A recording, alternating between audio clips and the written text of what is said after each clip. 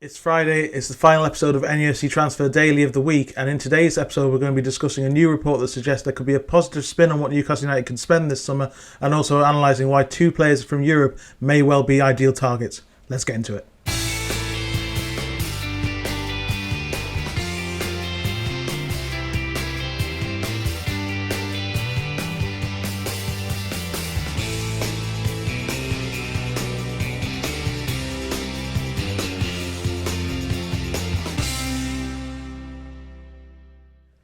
Hello and welcome back to my YouTube channel. Thank you so much to everybody who's continued to support the videos. I'm really blown away by the number of people who view them, comment on them, like them and share them. But if you haven't already, please do subscribe and hit like on this video to help the channel grow.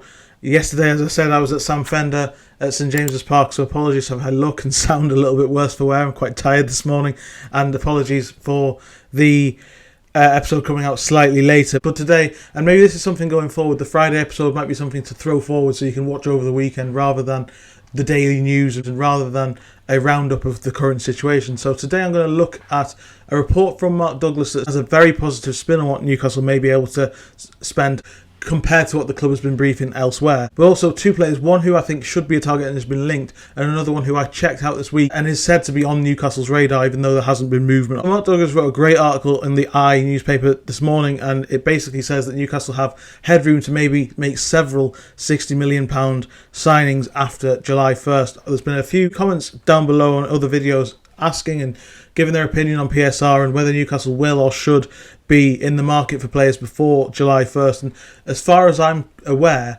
Newcastle do have headroom to spend something now, but it's more sensible, as we all, I think, appreciate, to maybe wait till July the 1st, because £70 million falling off the 3-year rolling cycle in terms of a loss would be an absolutely huge moment for Newcastle to then go and turbocharge their summer with big name signings and big money arrivals, and whether that's going to happen. But he mentioned one player in the article. He's spoken to an analyst who suggested a number of players that Newcastle should target, and one of them was Maghnes Akliouche from Monaco.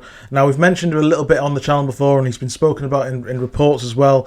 They've died down a little bit, obviously, because Newcastle have been pushing for João Pedro, they've been pushing for Anthony Elanga. This is why I think maybe he could be the ideal player on that side. I've been quite vocal about the fact that the players Newcastle have attracted this summer have been right-footed. They've also got a lot of right-footed wingers at the club in terms of Anthony Gordon, Jacob Murphy and Harvey Barnes as well, so they need a left footer in my opinion. Akliouche is exactly that. He's the same, almost exact build as Anthony Gordon as well, 6 foot, about 72 kilos, so he wouldn't, you'd think, get bullied in the Premier League. This has been a regular criticism whenever I've brought Takefusa Kubo up, in that he's quite diminutive, he's quite small. Maghnes Akliouche really looks like the kind of player that Newcastle could use and get a lot from, and if you look at his stats here, assists 86th percentile, 89th percentile progressive passes, 76th percentile progressive carries.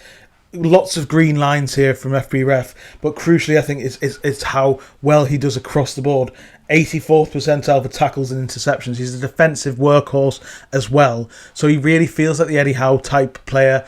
The report from Mark Douglas, but also generally and transfer market and everything, lots of people are talking about him being a high value asset for Monaco this summer, and he would cost a lot of money. But in terms of a fit, in terms of somebody who Newcastle could use, 23 as well, so he fits the bill perfectly for the profile of player that Newcastle want to sign. 5 goals and 10 assists in 32 league earned games last season. He's really, and plus Champions League experience. He can play centrally as well if Newcastle wants to change formation. There's lots of plus points here, and as I say, the crucial difference between him and Kubo that people can't really argue with is the physicality, because that's the thing that everybody said when I've mentioned Kubo. People who don't like him come and say he'd get bullied in the Premier League, he'd get eaten up, he's too small. Akliouche is the same size and build as Gordon, and that was a huge plus about Gordon's profile when Newcastle went for him, was his height and his power and his physicality and his pace to burn, and that's exactly what Akliouche has got. I think he's a little bit silkier maybe than Gordon is, but he's a very good complement to Gordon. Puts inside, he gets goals, he gets assists, Champions League experience. He would cost a lot of money, but the difference between João Pedro and Anthony Elanga and Morgan Akliouche is one's played in the Champions League and done really well and impressed at a big club like Monaco, and also the physicality thing, the left-footed thing, the style thing, it fits a lot better. So I'm not surprised that Newcastle have been linked with him in the past. I'd like to see Newcastle maybe look at this a little bit better. I still think Kubo would be a brilliant signing. I'm not going to move away from that, but Akliouche is another example of a player who could make such a huge difference to Newcastle. I think if he could talk Monaco down from a position of 60 million euros to maybe 45, 50, which is sort of around 40 million, that would be an ideal position to be in. But they're the same conversations that Newcastle are preparing to have for João Pedro and Anthony Elanga. Again, I just want to stress that those are just inquiries at this point. There's been no bids, there's been no movement. It doesn't mean that they're the only players that they're going to get. That doesn't mean that Newcastle are definitely going to sign those players. There are other players out there. And I think if these deals don't move along, and I think Newcastle are getting frustrated by the numbers that are involved and also the lack of development and the slow nature of how they're getting on, and the fact that they feel like it's difficult to sign from Premier League clubs, they will look abroad. And I think Akliouche is somebody who's been linked before and would definitely be of interest. So this one could be one to watch, but at the moment it's just me suggesting, and let me know in the comment section below if you agree, that Akliouche might just be the perfect player, because he's got that power, he's got that pace, he's got that physicality, he's got the stats, and he's got the, crucially I think the big thing is, he's got the underlying stats across the board. There's assists, there's creativity, and there's defensive work as well.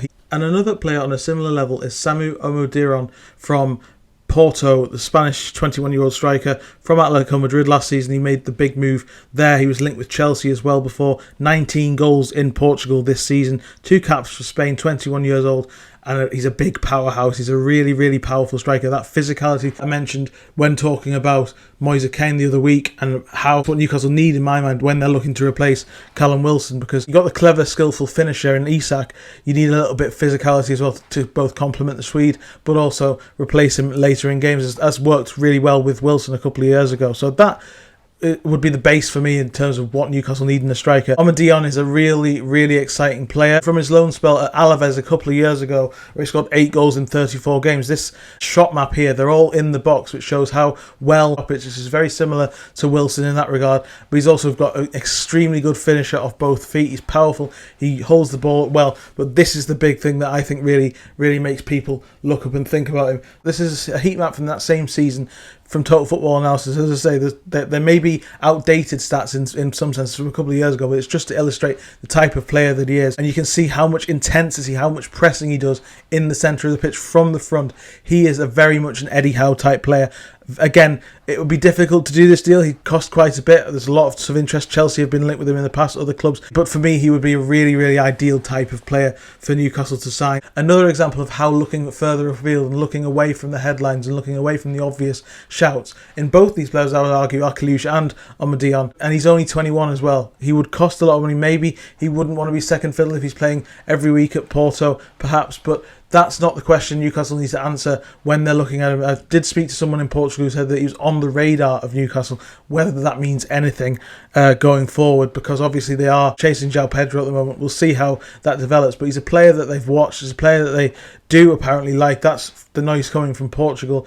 But it'll be very, very difficult to get Omorodion out of Porto. I think he's got an €80 million release clause. Newcastle would not pay anywhere near that. But perhaps he would go for around €50 million. Again, quite a lot of money, but it's not me suggesting that this will happen.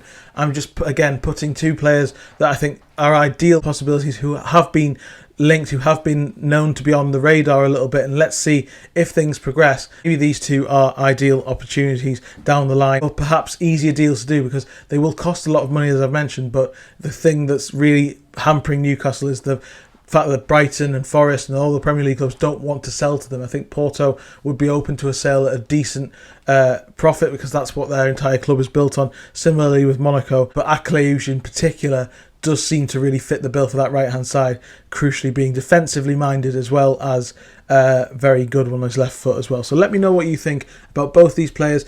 I'll be back on Monday. Like we said, I said that last week, though, then things did move. So we'll see whether there's call for any shows over the weekend. But as things stand, I'll be back on Monday. Thanks so much for joining me. Like, share and subscribe as always, and I'll see you next time. Cheers.